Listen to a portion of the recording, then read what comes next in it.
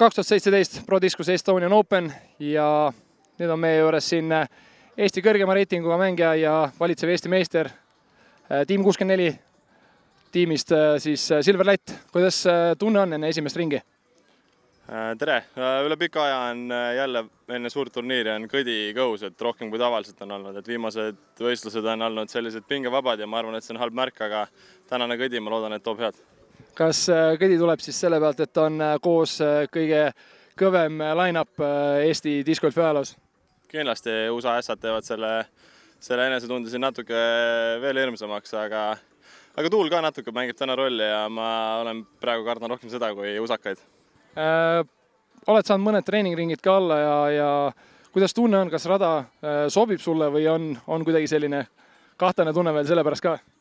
Ta on siuke 50-50, et sobib, ma saan palju kasutada eeskätt nagu ma tahan, aga väga palju kitsaid OBS-i, mis minu jaoks ei klapi, et loodetavasti ei leia neid üles täna.